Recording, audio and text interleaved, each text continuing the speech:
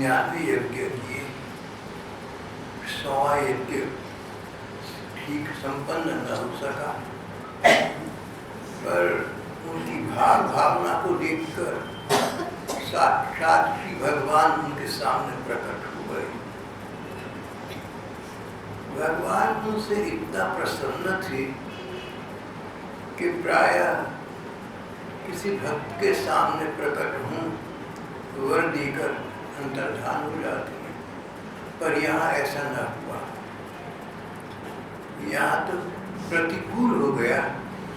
भगवान अपने भक्त को देखकर इतना प्रसन्न, इतना पुलकित हो रहे थे, इतना गदगद हो रहे थे कि लगातार राजा की ओर देखते रहे, अपने कमल दल के समान नयनों से उनकी ओर देखते रह गए, चाहकर भी वहां से जा न सके। पश्चन पद्म पलाशा, भगवान चाहते हैं कि अब चलना चाहिए, दर्शन दे दिए, लेकिन राजा पृथु के प्रेम में पागल हुए भगवान उनके सामने खड़े उनके नयनों की ओर निहार रहे हैं।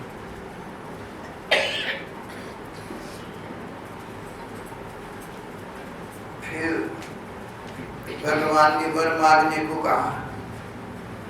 राजा ने कहा 2 वर चाहता हूं।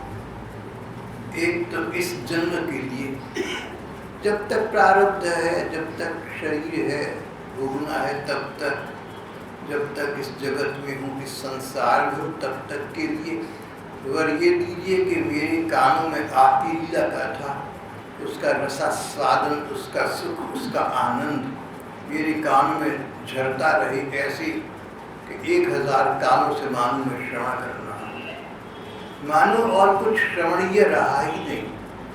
संसार का शोरगुल, यहाँ का विप्लव, यहाँ का उत्पात, यहाँ के लोगों की बातचीत कोई मेरे कान में न जाए। बस आपकी लीला, आपकी कथा, आपका गुणगान, यही मेरे कानों का विषय बन जाए। और दूसरा, भगवान दूसरा वर बड़ा कठिन मांग रहा हूँ आपसे। मैं चाहता हूँ कि मैं जब शरीर समाप्त हो जाए तो आपके धाम में आकर निरंतर सतत आपकी सेवा में रहूं, जैसे श्री लक्ष्मी जी है। लक्ष्मी जी आपके पांव पर लौटती रहती हैं, आपकी चरण सेवा करती रहती हैं। अब मैं कह रहा हूं कि मैं आपके नित्य धाम में आऊंगा तो मुझे आप सेवा का अधिकार प्रदान करें। लक्ष्मी जी को मेरी ये बात पसंद नहीं आएगी। जैसे किसी व्यक्ति की 2 पत्नियां हों तो पहली पत्नी को दूसरी पत्नी का आना अच्छा नहीं लगता। कुछ ऐसी सी बात है। लक्ष्मी जी के पति भी आप नारायण और मेरे पति भी आप। देखिए यहाँ पर एक बात बड़ी स्पष्ट हो रही है। यहाँ पर पति शब्द का अर्थ सांसारिक दृष्टि तक सीमित नहीं है। संसार में कोई पुरुष किसी पुरुष से ये नहीं कहता कि तू मेरा पति बन जा या मैं तेरा पति। यहाँ तो पति पत्नी के लिए नर नारी संबंध चाहिए।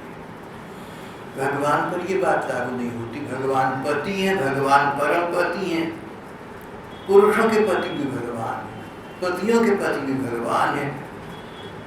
राजा ने कहा हे परम पति, लक्ष्मी जी के समान मैं भी अत्यंत उत्सुकता से, बड़े शौक से आपकी सेवा करना चाहता हूँ, किंतु ऐसा न हो कि एक ही पति की सेवा प्राप्त करने की होड़ के कारण हम दोनों में कलह छिड़ जाए। अब मैं भी चाहता हूँ कि लक्ष्मी की भांति इस शरीर त्याग के पश्चात सदा सदा नित्य धाम में आपकी नित्य सेवा में रहूं। लक्ष्मी जी को तो मैं बाधा लगूंगा, जो इनकी सेवाधिकार है उसमें मैं मानू बाधा बन गया, भगवान आप इस विषय में विचार करें। लक्ष्मी जी के हृदय में मेरे प्रति विरोध भाव होने की संभावना तो है ही, क्योंकि जिस आपके सेवा कार्य में वे अनुरक्त हैं उसी के लिए मैं लालायित हूँ।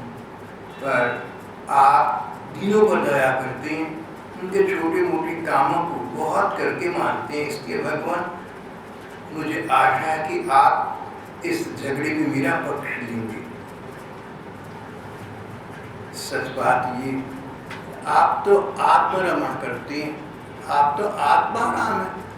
रमण करना सुख पाना, आप तो आत्माराम है, अपनी आत्मा में रमण करते हैं। सुख पाने के लिए आपको किसी पत्नी की, किसी व्यक्ति की, संसार की किसी की आवश्यकता नहीं है, आप तो आत्माराम।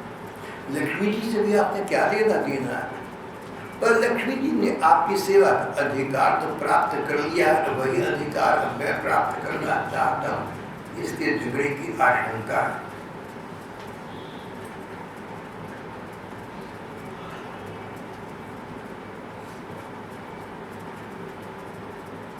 जिस प्रकार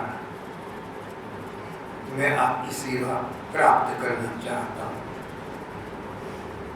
उसी प्रकार आप अपने चरणों की सेवा का मुझे अधिकार प्रदान कर दें। भगवान एक बात आपके श्री चरणों में और कहना चाहता हूँ। जिस प्रकार पिता पुत्र की प्रार्थना की अपेक्षा न रखकर अपने आप ही पुत्र का कल्याण करता है, जैसे माता पिता संतान से ये आशा नहीं करते कि संतान अपने भले की प्रार्थना करेगी, स्वयं संतान का भला करती है। संतान अयोग्य हो, छोटी उम्र की हो, नासमझ हो, लेकिन संतान का जिस पर कल्याण है, माता पिता सहज स्वभाव से विवश होकर अपनी संतान का कल्याण करते। इसी प्रकार आप मेरी इच्छा की अपेक्षा न करें, हमारे हित के लिए स्वयं ही जो उचित समझे सो करें। एक 16वीं शताब्दी के संस्कृत के श्लोक में कहा गया है, भगवान जैसे राजा रईस लोग नाली में पड़े कुत्ते को देखकर दयावश अपने साथ ले जाएं और उसको साफ करके नला धुलाकर अपने आप पाल ले, इसी प्रकार हे भगवान मैं संसार भी कीचड़ पड़ा हूँ और इस कीचड़ पढ़कर प्रसन्न हूँ, पर जैसे राजा रही तो कुत्ते को निकाल कर ले जाती है नासमझ को, इसी प्रकार मुझ नासमझ को आप अपने धाम में स्थान दे दीजिए, मुझे अपने सुयोग्य बना दीजिए। राजा पृथु इस प्रकार की मिलती जुलती बात कह रहे हैं।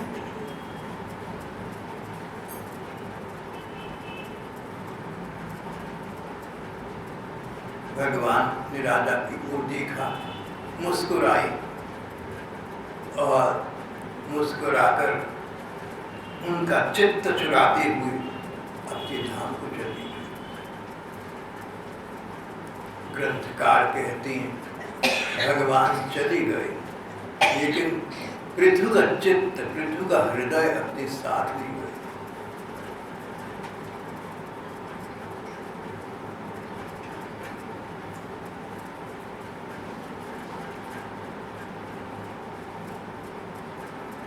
भगवान चले गए, राजा के नयनों में, राजा के हृदय में भगवान की जो छवि बस गई थी, वो छवि निष्कासित न हो सकी, वो नयनों में बनी रही, वो हृदय में बनी रही।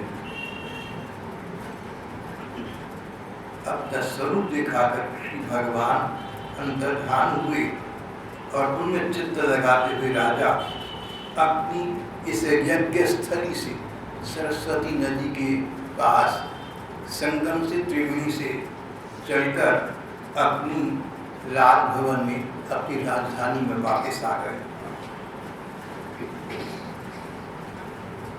राजा विचार विमग्न रहने लगे। राजा के सामने भगवान का वह रूप, उनकी वह झांकी सदा बनी रहती। भगवान तो सर्व सत्य हैं, भगवान तो कल्पना में भी सत्य हैं। संसार का सत्य कल्पना हो सकता है, पर भगवान की कल्पना सत्य ही होगी। भगवान तो निर्जीव शरीर में भी होती है, भगवान तो विचार में भी होती है।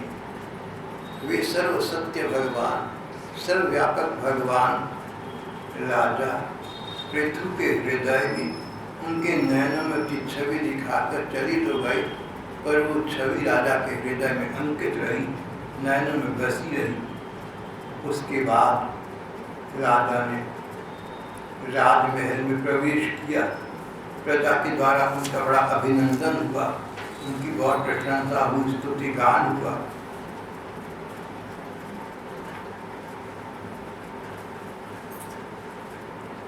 इतनी प्रशंसा हुई राजा की, राजा पृथु की। राजा पृथु उस समय सारे संसार के एक छत्र अधिपति थे। भगवत भक्तों के अतिरिक्त पूरे ब्रह्मांड में उनका शासन, उनका आदेश करता था। भक्त तो भगवान के अंतर्गत चलती है, उनकी बात तो अलग है। शेष सारी संसार पर सातों महाद्वीप राजा पृथु के अधिकार में थे। और अब जब महाराज यज्ञ विधान संपन्न करके भगवत दर्शन प्राप्त करके यज्ञ स्थली से वापस राजभवन की ओर आए, राजभवन में, राजधानी में उनका भव्य स्वागत किया गया। चारों ओर जय जयकार हो रही थी, हर्ष ध्वनि हो रही थी, तुमुल ध्वनि हो रही थी, कीर्तन ध्वनि हो रही थी। सारे संसार से सम्मान प्राप्त करते हुए राजा, उनका मन उस संसार के सम्मान की ओर मानो गया ही नहीं।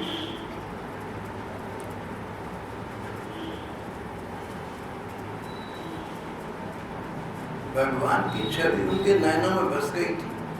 अब संसार का सम्मान उनके लिए नगण्य हो गया था, महत्वहीन हो गया था। किसी के मन में किसी के प्रति प्रेम बस जाए तो सारा संसार शून्य हो जाता है, दिखता नहीं। इसी प्रकार पृथु के मन में, उनके नयनों में, उनके भाव नयनों में भगवान की छवि बस गई थी। संसार कितना भी उनका सम्मान कर रहा था, उस संसार के सम्मान से अभिमान में आना तो दूर रहा, उन्हें तो भान भी न हुआ कि संसार मेरा इतना सम्मान कर रहा है। और सोचने लगे कि राजा वही है जो प्रजा को इन भगवान की ओर लगा है। राजा वही है, शासक वही है, प्रशासक वही है जो अपने प्रजा वर्ग को, अपने आश्रित वर्ग को श्री भगवान की ओर उन्मुख करे। राजा का काम प्रजा का कल्याण करना है, और व्यक्ति मात्र का कल्याण अंततः भगवान के चिंतन ही है। संसार के सुख भोग सरकार ने भी सभी लोगों को दी दी, सुविधाएं दी दी, लेकिन उनसे व्यक्ति को मानसिक चैन और शांति नहीं मिला करती। मानसिक चैन के लिए, शांति के लिए, परलोक सद्गति के लिए भगवान का आश्रय लेना ही एकमात्र आधार है। राजा ने कहा, मुझे चाहिए कि यूँ तो मेरा मन अब राजकाज से विरक्त होता जा रहा है, जो करना था सो कर चुका, भगवत दर्शन भी अपने से प्राप्त हो चुके।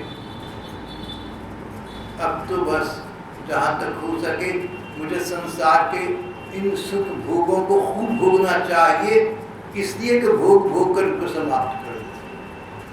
ये एक ही उदाहरण है पौराणिक साहित्य में, जहाँ तक मुझे पता है, कि सारे संसार के महाराजाधिराज पृथु संसार के सुखों का भोग कर रहे थे, इसलिए कि जो पूर्व कर्म है, अच्छे कर्मों का फल सुख, बुरे कर्मों का फल दुख, जब तक ये सुख दुख दोनों समाप्त नहीं हो जाते तब तक भगवत धाम में प्रवेश कहाँ मिलता है।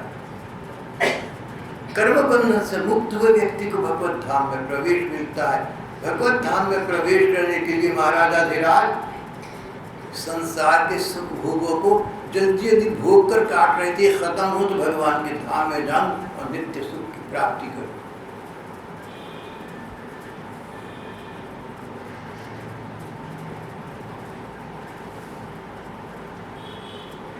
आरब्धानीव भुजुगे भोगान पुण्य देहाशया।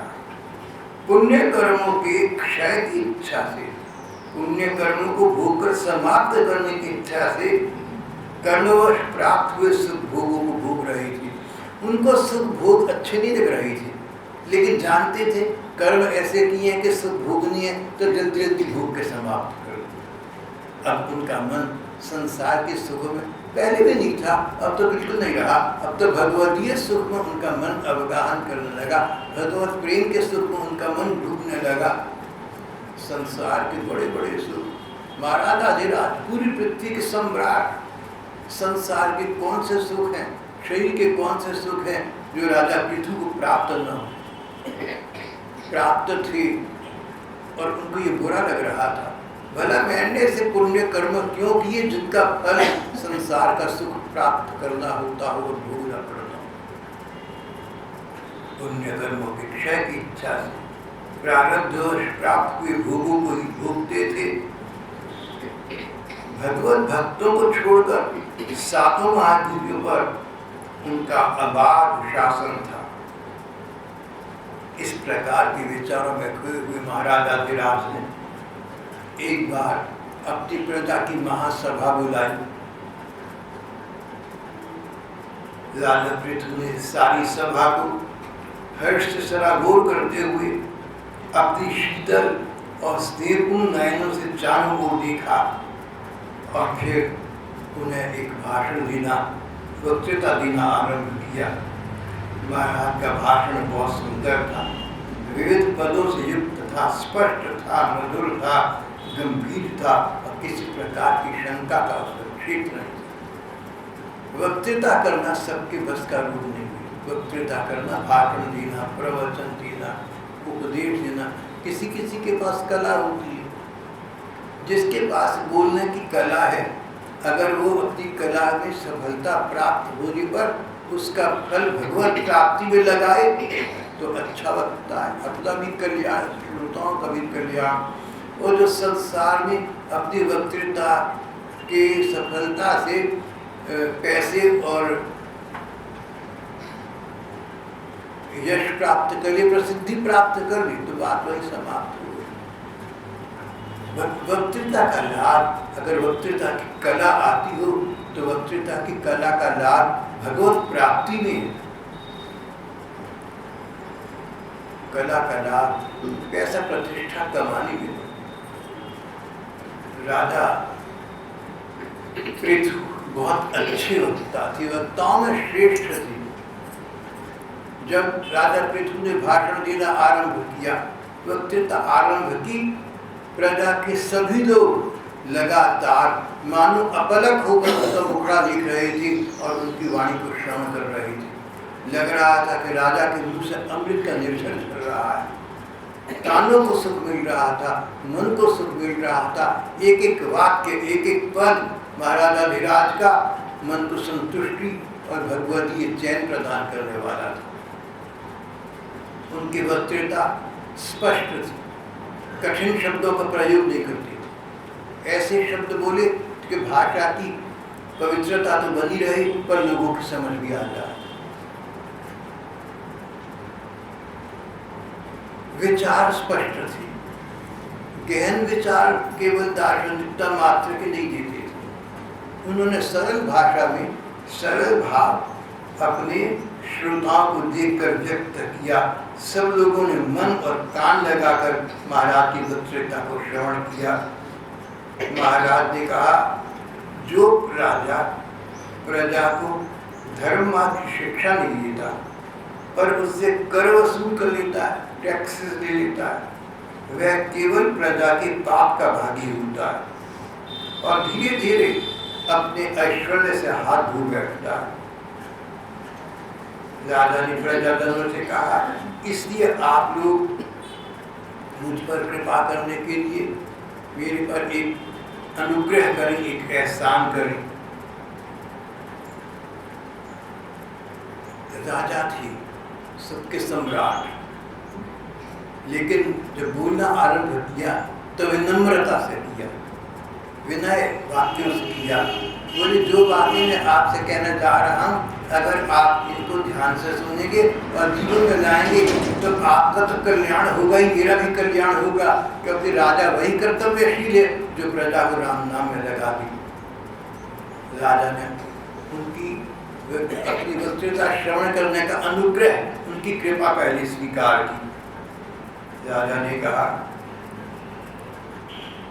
अपने इस राजा का परलोक में हित करने के लिए आप लोग परस्पर दोष दृष्टि छोड़े और फिर भगवान का स्मरण करें। बहुमूल्य बात है महाराज, भगवान का स्मरण करें सो तो है ही। भगवान का स्मरण तभी वास्तविक होगा जब आपस में कोई भेदभाव हो, आपस में कोई द्वेष वैमनस्य हो, उसको मन से निकाल दिए। परस्पर दोष दृष्टि न रखना, एक दूसरे की कमियां न देखना, एक दूसरे की अपूर्णताएं न देखना। कमी तो सभी को होगी, हमें भी है, दूसरों में भी होगी। हम दूसरों की कमी की चर्चा करें, चिंतन करें और अपनी कमी को देखकर उसे निकालने का न प्रयत्न करें तो हम तो अपने साथ विश्वासघात कर रहे। राजा ने कहा, भगवान का स्मरण करने से परलोक सुधरता है, भगवान का स्मरण करने से परम सुख की प्राप्ति होती है। पर स्मरण करने के लिए कुछ बातों की अनिवार्यता है, आवश्यकता है, कुछ एसेंशियल्स हैं, कुछ बातें ध्यान में रखनी नितांत अनिवार्य हैं। पहली बात, आपस में दोष बुद्धि न रखें, दोष दृष्टि न रखें, किसी के दोष न देखें, हृदय से भगवान को याद करें। जब आपके मन में राग द्वेष एक दूसरे के प्रति नहीं होगा, वैमनस्य की भावना नहीं होगी, तभी आप निर्मल हृदय से भगवान का स्मरण कर सकेंगे। निर्मल हृदय से भगवान मिलते हैं, भगवान हृदय की निर्मलता से मिलती हैं। कोई कहे कि मैं इतनी 1000 माला करता हूँ, मैं इतने यज्ञ कर चुका। राजा महाराजा धीराज अपने अनुभव से बात कर रहा हूँ। 100 यज्ञों का विधान था, 100 यज्ञ कर न सके, 99 पर छोड़ना पड़ा, पर भगवत प्राप्ति हुई। भगवान भावग्राही, भगवान गणना पूर्ति के पीछे पागल नहीं होते। कितनी गिनती तुमने माला, कितनी माला करी, अगर 16 करी तब तो मैं तेरे से प्रसन्न, 14 करी तो प्रसन्न नहीं, 18 करी तो और भी ज्यादा प्रसन्न हूँ। माला करने का भाव भगवान का नाम स्मरण करना है, गणना पूर्ति नहीं, संख्या का महत्व नहीं, नाम जप में रूप के ध्यान में भगवान के प्रति मन के एकाग्र होने का महत्व है। मन भगवान में एकाग्र होता है, उससे प्रसन्न होकर भगवान अपना कृपा प्रसाद प्रदान कर देते हैं। महाराजा धीराज ने कहा, आप लोग भगवान का स्मरण करें, तभी आपका परलोक विहित होगा। अगर आप कहें कि इस देश में खुशहाली है, यहाँ पर तो राम राज्य छा गया, तो ठीक हो सकती है आपकी बात, पर इस जीवन के बाद अगला जीवन भी तो आपका होगा। आपका ये राजा चाहता है कि केवल इस राज्य काल में नहीं, जहाँ आगे आपका जीवन होगा, नया जन्म मिलेगा, वहाँ भी आपको सद्गति और सुख की प्राप्ति हो, वहाँ भी आपके मन को चैन मिला रहे, वहाँ भी आप भगवत पथ के अनुगामी हो। उसके लिए अभी से आपस में राग द्वेष छोड़कर, दोष दृष्टि छोड़कर हृदय से भगवान को याद करना, अपने अपने कर्तव्य का पालन करते रहना। व्यक्ति मात्र को अपने कर्तव्य का पालन करना चाहिए, कर्तव्य को जो आपने अपने ऊपर ले लिया। एक व्यक्ति है, उसका विवाह हो गया, अब उसका कर्तव्य पत्नी बच्चों की रक्षा करना, उनका भविष्य निर्माण करना। और एक व्यक्ति विरक्त है, उसने देखा किसी परिवार को तो सोचा कि इनका मैं ध्यान रखूंगा, इनकी बहू बच्चों का मैं ध्यान रखूंगा, मैं सब करूंगा, तो विरक्त अपने पद से भ्रष्ट हो गया। विरक्त का तो विरक्ति का आधार ये विश्वास है कि भगवान जो करते कल्याण करते। जब तक नितांत अनिवार्यता न हो, तब तक किसी विरक्त सन्यासी के लिए दूसरों की सेवा सहायता करने कोई नहीं है। दूसरों की सेवा सहायता करके विरक्त संन्यास्त लोग अपने मन को धोखा दिए थे। विरक्ति और संन्यास का आधार में इसके मूल में ये विश्वास है कि जिसका कल्याण करना है भगवान करे। भगवान से अधिक कल्याण करने वाला कोई नहीं। अगर मैं आपका भला करना चाहता हूँ तो स्वयं में उतना भला आपका नहीं कर सकता जितना भगवान कर सकते। मेरे मन में आपके लिए कल्याण कामना उतनी प्रगाढ़ नहीं हो सकती जितनी कल्याण कामना आपके लिए भगवान के मन में। मेरे में कल्याण करने की सामर्थ्य नहीं है, भगवान में है, तो फिर मैं क्यों चिंता करूं?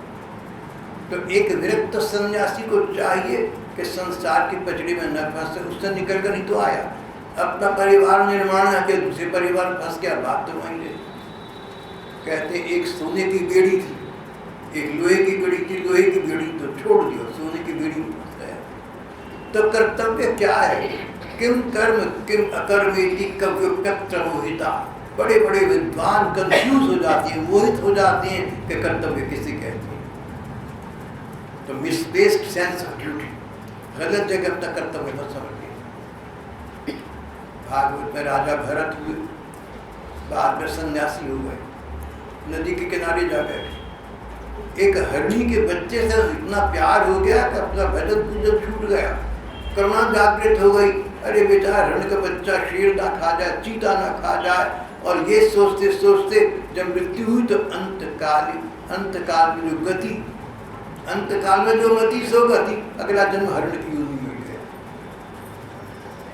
अगर कोई गृहस्थ होते और हरि बच्चे को घर लाकर पालते तो बहुत कर्तव्य था, कर्तव्य का पालन था, उनको सफल प्राप्त होता। पर विरक्त सन्यासी अपना घर, अपने पशु, अपने घर के सदस्य, अपने प्रजा, अपने सबको छोड़कर आ गया।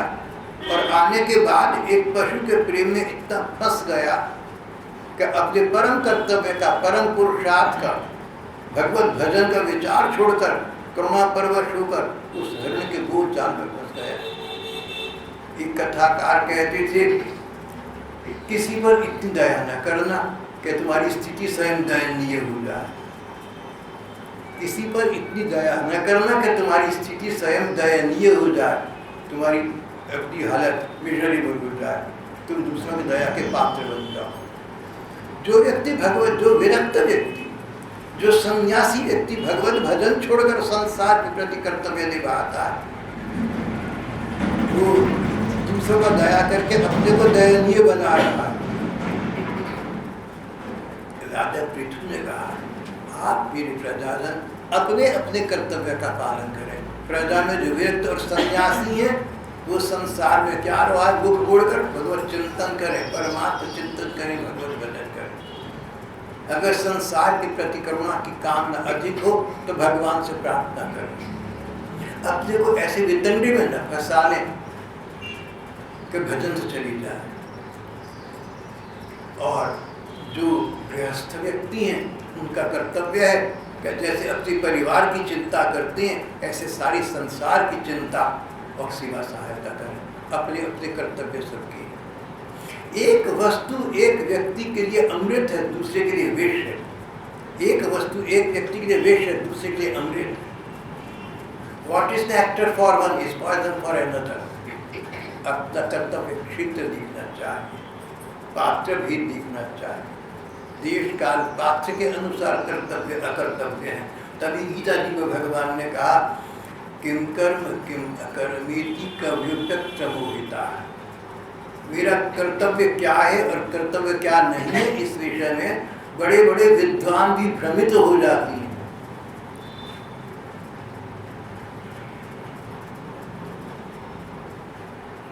महाराज ने कहा, जो गृहस्थ है उसका कर्तव्य है अपने परिवार का पालन करना, अपने परिवार की भविष्य की सुरक्षा का ध्यान रखना। जो क्षत्रिय है, जो सैनिक है, उसका कार्य देश की सेवा करना है, भले शत्रु से आक्रमण स्वीकार करना। जो वैश्य है उसका काम देश की आर्थिक व्यवस्था को बरकरार रखना है। इस प्रकार जिसका जो कर्तव्य है उसको कर्तव्य पालन करना चाहिए। श्री श्री कर्मण्यभिरतः संसिद्धिं लभते नरः। जो व्यक्ति अपने कर्तव्य का भगवत आज्ञा समझकर पालन करता है उसको परम सिद्धि, परम सफलता, भगवत प्राप्ति हो जाती है। श्री श्री कर्मण्यभिरतः संसिद्धिं लभते नरः। भगवत इच्छा समझकर अपने कर्तव्य का पालन करने वाला व्यक्ति कर्तव्य पालन के अहंकार से ग्रस्त नहीं होता, क्योंकि मानता है कि भगवान की आदेश को पूरा करना है और भगवान के आदेश को पूरा करने के कारण अंततः उसको भगवत प्राप्ति होती है।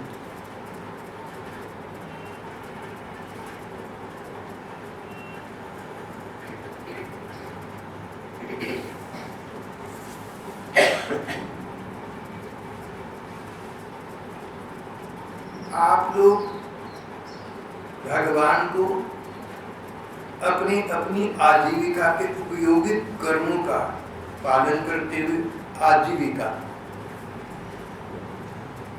हमें अगर हम कोई खर्चा करती हैं तो बोझा समाज पर नहीं डालना चाहिए, मेहनत करके कमाना चाहिए।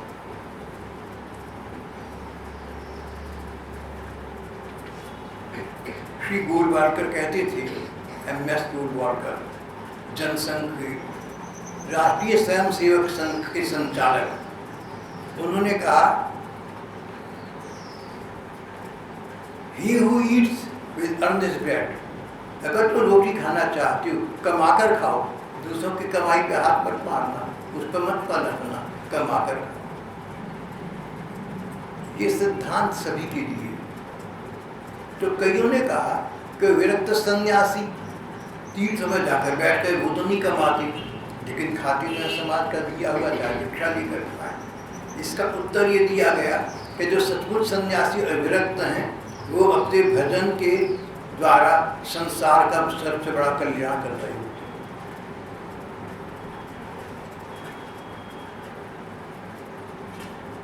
They do good to mankind by their mere existence। उनके अस्तित्व से संसार का कल्याण होता है। राजा ने कहा अपनी अपनी आजीविका के उपयोगी कर्मों का पालन करना, भगवान का ध्यान, भगवान की पूजा, भगवान की स्तुति करना, हृदय में किसी प्रकार का कपट न रखना और ये निश्चय रखना कि अपने अपने अधिकार के अनुसार कर्म का फल अवश्य प्राप्त होगा। अच्छे से अच्छे कर्म करो और तुरंत तुम्हें अच्छा फल प्राप्त ना हो रहा हो तो शंकित मत हो जाना, आशंकित मत हो जाना। ऐसा मत समझना कि अच्छे अच्छे कर्म करते जीवन बीत चला पर फल न मिला। ब्रह्मली पूज्यपाद संत श्री जय जय गोविंदा जी कहते थे कि एक मजदूर है, शराब पीकर धुत होकर सो रहा है, मौज मस्ती, दूसरा मेहनत कर रहा है। विचित्र बात। बोले नहीं ऐसा नहीं है। इनको जब पिछले एक हफ्ते के पैसे मिले तो जो मूर्ख था वो अब मस्ती करके शराब पी करके उसको खराब कर रहा है। अब एक हफ्ते के बाद जब उठेगा तो मजदूरी इस हफ्ते बनी कि पैसे कहाँ से मिलेंगे, तो कहीं मानता मिलेगा। लेकिन जो आज मेहनत कर रहा है एक हफ्ते के बाद उसको पैसे मिलेगा, वो अपना परिवार का पोषण कर सकेगा। महाराजा धीराज ने कहा ऐसा कभी न समझना कि कर्म का फल मिले न मिले, कौन जानता है, कर्म का फल मिलता है। अवश्य भी वो भोक्तव्यम कृतम कर्म शुभाशुभम।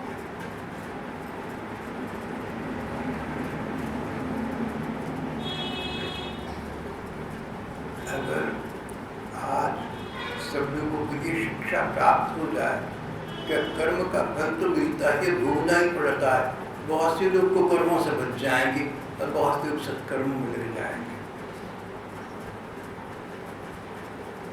इस प्रकार राजा पृथु अपनी प्रजा को ये समझाकर कि अपने कर्तव्य को भगवान की आज्ञा समझकर आप पालन करें और भगवान का स्मरण करें, आपका मन निर्मल हो, आप अपने कर्तव्य का बस पालन करते रहें, भगवान का शेष समय भगवान का भजन ध्यान में लगाएं, आपको भगवत प्राप्ति होगी। आपका ये तो क्या परलोक भी सुधर जाएगा। महाराज ऐसा कहकर चुप हुए और अंत में उन्होंने कहा, बस मैं तो यही चाहता हूँ कि भगवान भक्तों के सहित मुझ पर सदा प्रसन्न रहे। प्रजा से कहा, आप लोग मेरे लिए यही शुभकामना करें तो मैं आपको बहुत कृतज्ञ हूँ। महाराजाधिराज का ये भाषण सुनकर प्रजा के गण्यमान्य नागरिक और साधारण लोग सभी साधु साधु कहकर उनकी प्रशंसा करने लगे। आश्चर्यजनक, विचित्र, भाई महाराजाधिराज ने बहुत बढ़िया बात कही है, उनकी प्रशंसा करने लगे।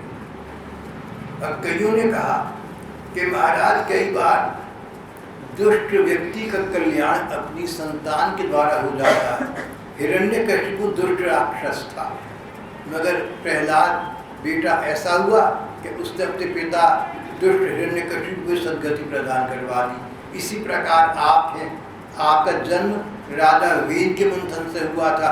वेन कितना पापी था, यज्ञ के योग के अग्नि को नष्ट करना पड़ा। आप उस पापी से उत्पन्न हुए, लेकिन वही पापी आज आप जैसी संतान अनजाने में उत्पन्न करके सद्गति को प्राप्त हो रहा है।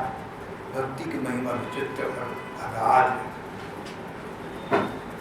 प्रजाजन ने कहा, अपने आश्रित हम लोगों को इस प्रकार का श्रेष्ठ उपदेश देना आपके लिए कोई आश्चर्य की बात नहीं।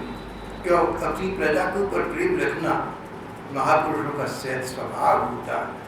हम लोग तो प्रारब्धवश संसार में अटक भटक रही थी, और आपने हमें आज ठीक मार्ग दिखा दिया, हमारा पथ प्रशस्त कर दिया। हम समझ गए कि कर्तव्य कर्म तो करने ही चाहिए, छोड़ने नहीं चाहिए, अवश्य करने चाहिए, भगवत ध्यान समझकर, भगवत आज्ञा समझकर, और शेष समय में भगवान का स्मरण करना चाहिए, उनका ध्यान करना चाहिए। इस प्रकार करने वाला व्यक्ति भगवान को प्राप्त कर लेता है। सारी प्रजा ने महाराजाधिराज को बार बार साधुवाद किया। यहाँ आज का हम प्रसंग समाप्त कर देते हैं।